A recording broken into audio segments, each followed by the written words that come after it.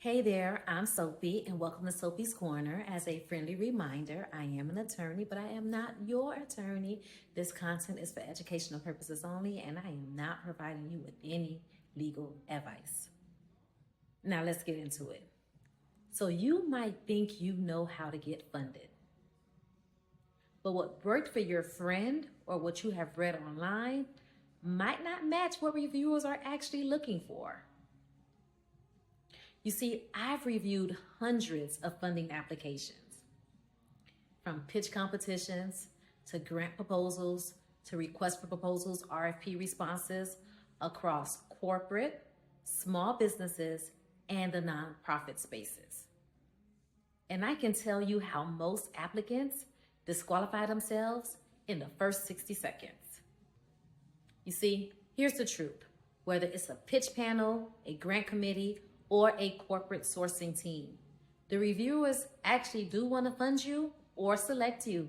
However, the competition is fierce.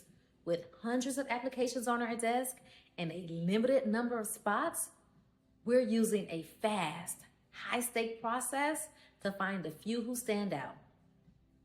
Because our goal is to quickly identify the most credible, ready, and fundable candidate. And this means we use a highly efficient yet brutal mental filter to cut the field. Any confusion, inconsistency, or lack of clarity can be an automatic no.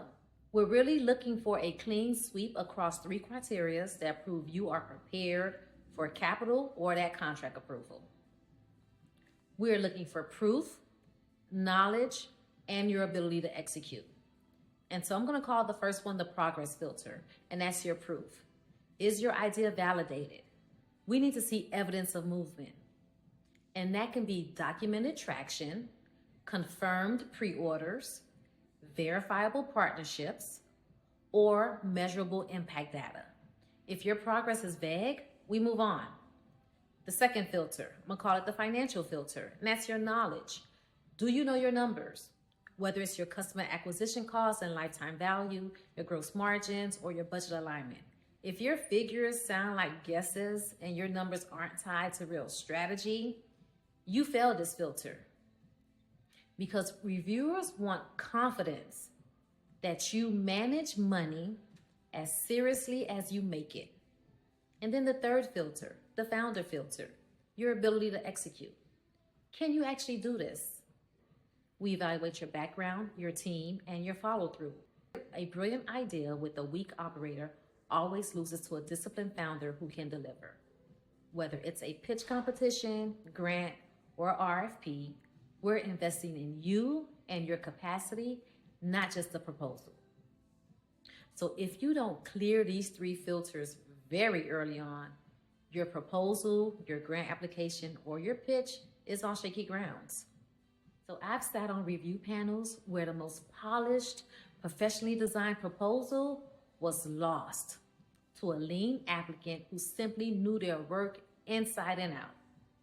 You see, the glossy proposal was full of buzzwords and impressive graphics, but they couldn't answer the simple question: what does it actually cost you to acquire a customer?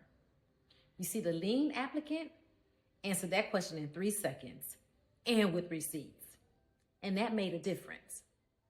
And I've seen strong organizations lose points, not because their mission wasn't compelling, because it may have been, but because they failed the basic admin test. Their budget didn't match their narrative. You see, they asked for $50,000, but their expense breakdown had $20,000 unaccounted for. And you see, that small mistake signals a massive lack of financial discipline. Here's the truth across every funding context I reviewed. Execution always beats hype every single time. See, we can't fund the dream. We can only fund a plan backed by proof. No matter how good your stories sound, if your numbers, your documents, or your strategy don't align, reviewers normally don't want to take the risk. So if you're getting ready to apply for funding, whether it's a pitch competition, a grant application, or a corporate RFP, reverse engineer the reviewer's process. Assume they are looking for a reason to disqualify you. Your job is to make that impossible.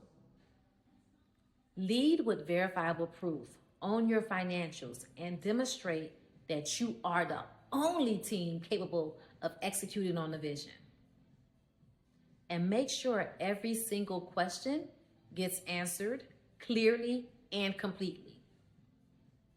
Because here's a simple but costly mistake that knocks people out fast: not answering every question that is asked. Whether it's an application prompt, a pitch deck, a document request, or a judge's live question. If you skip over it, if you half answer it, you've already lost points, because the reviewer assumes that you didn't read carefully, you don't understand your business deeply enough, or you just can't follow simple directions. And I can tell you from personal experience, I was once eliminated from a major funding competition solely because I missed uploading a required document that I did indeed complete, and that one stung. And I understood the disqualification, because when there are so many applications and you need to start eliminating some, not answering a required question is an easy elimination. So subscribe for more Straight Talk, because next week I am flipping the lens again, and I'm taking you behind the mic as a founder in the hot seat. And given that your girl is coming off of another pitch competition win, I'll be sharing exactly how I approach applications and how I won my most recent pitch competition. This is Sopi's Corner, where we get real about entrepreneurship. And remember, entrepreneurship is bigger than the dream.